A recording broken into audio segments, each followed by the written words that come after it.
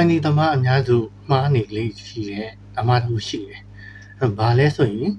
certificate တွေအများကြီးရှိထားတယ် technical specification တွေ data sheet တွေဒါတွေအလွတ်ရပြီဆိုလို့ရှိရင် ID pre-sale engineer တယောက်ကောင်းကောင်းလုပ်လို့ရပြီအဲ့အလုပ်ကိုတကယ်ဆရာကြီးဖြစ်သွားပြီဆိုပြီးတော့ထင်တတ်ကြတယ်ဒါပေမဲ့တကယ်မြေပြင်မှာတော့ ID ကို technical ဘိုင်းကျွမ်းကျင်တာနဲ့မလုံလောက်ပဲနဲ့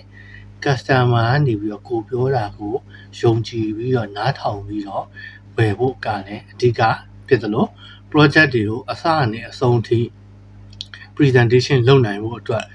soft skill တွေကပိုလို့တော့အရေးကြီးသေးတယ်အဲ့တော့ pre-sale engineer တယောက်အတွက်မရှိမဖြစ်လိုအပ်တဲ့ essential soft skill တွေပါလဲဆိုတာဒီဗီဒီယိုလေးမှာရှင်းပြပေးသွားမယ်ကျွန်တော်တို့စလိုက်ရအောင်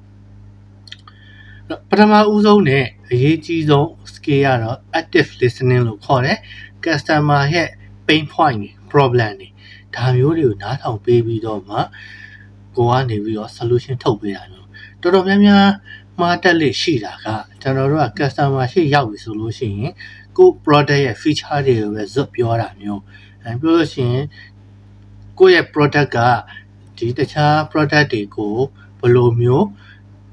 ဒီ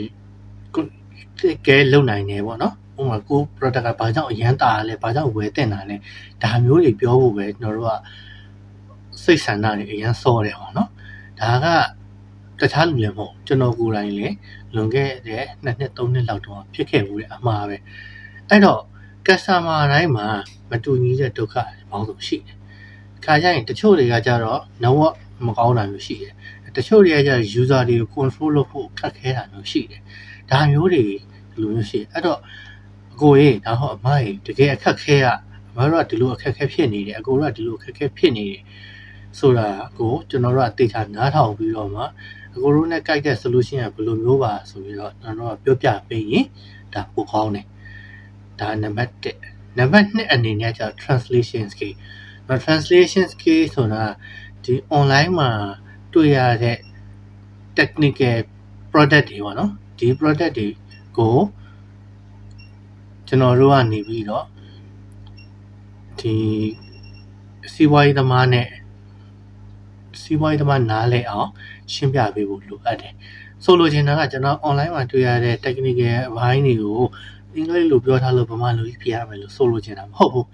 ကျွန်တော်တို့တွေကတကယ်ရောင်းရမယ့်လူတွေဒီကုမ္ပဏီမှာ decision maker တွေဒီ CEO တွေတထေးတွေ MD တွေသူတို့ကကျွန်တော်တို့ပြောသမျှကို technical တွေနားလည်ချင်မှနားလည်လိမ့်မယ်သူတို့နားလည်ရတယ်စီးပွားရေးဒီ product ကိုဝယ်လိုက်လို့သူတို့စီမှာဘယ်လိုမျိုးအကျိုးများဖြစ်သွားမလဲဒါဟုတ်သူတို့စီးပွားရေးလုပ်ငန်းဘယ်လိုကိုညီမျိုးရကျင်တာလဲဆိုတော့သူတို့ကအဲ့ဒါမျိုးပဲသူတို့နားလည်ချင်တာဒါကိုကျွန်တော်တို့ကတွားပြီးတော့ကျွန်တော်တို့က fiber time gap တွေတုံးထားပါတယ် CPU go တွေတုံးထားပါတယ် server တွေတုံးထားပါတယ်ဒါလို့ရှိရင်လည်း14နဲ့ဒီ switch တွေမှာဆိုလို့ရှိရင်ပေါ့ကဘယ်နှပေါ့ပါလို့ပေါ့ကောင်းပါတယ်ဒါတွေသူတို့မကြားချင်ဘူးသူတို့ကြားချင်တာကကျွန်တော်တို့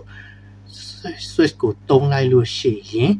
လုပ်ငန်းမှာဘယ်နေရာမှာဘယ်လိုမျိုးအထောက်အကူဖြစ်ပေးပါမလဲဆိုတော့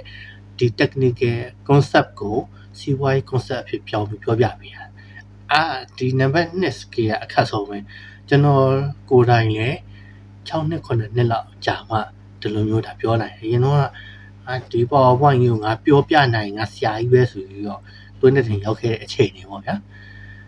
ဒါဒီနံပါတ်2အဲ့တော့ translation ကောင်းကောင်းလုပ်ပေးနိုင်မှာ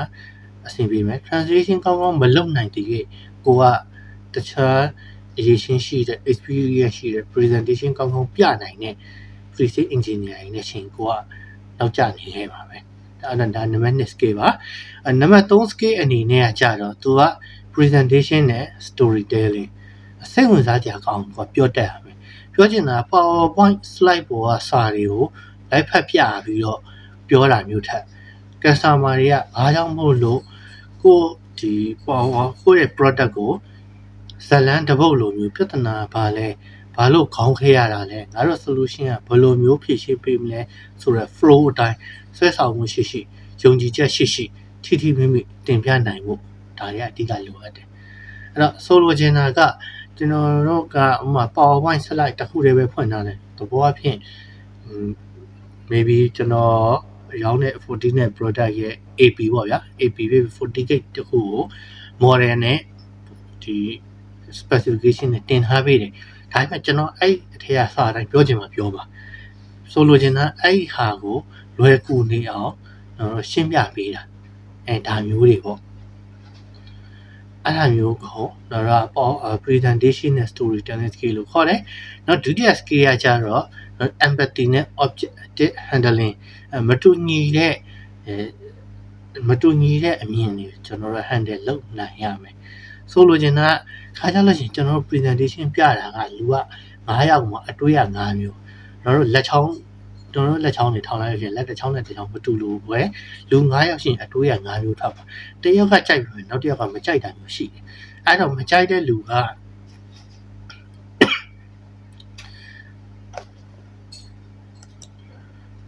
အဲ့တော့မတူညီတဲ့သဘောထားတွေကို